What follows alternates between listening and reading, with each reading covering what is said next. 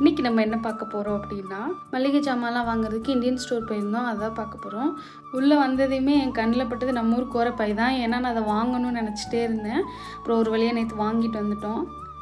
நான் ஆல்ரெடி கோஷமில் இருக்க Indian super மார்க்கெட்டுக்கு போயிருக்கேன். ஆனால் வந்துட்டு போர்ச்செஸ்டரில் இன்றைக்கி தான் ஃபஸ்ட் டைம் வந்தேன். எல்லா திங்ஸுமே வச்சுருந்தாங்க கோஷத்தை கம்பேர் பண்ணும்போது.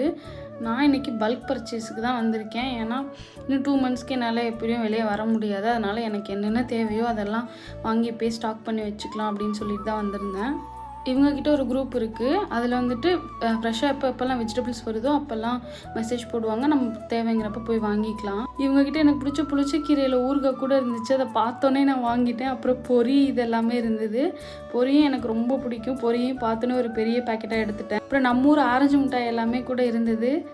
விளக்கமாறு கூட வச்சுருந்தாங்க. எல்லாமே வாங்கிட்டு வந்துட்டோம். மொத்த பில்லு நம்ம ஊர் காசுக்கு கிட்டத்தட்ட 15,000 ரூபாய் கிட்ட வந்துருச்சு.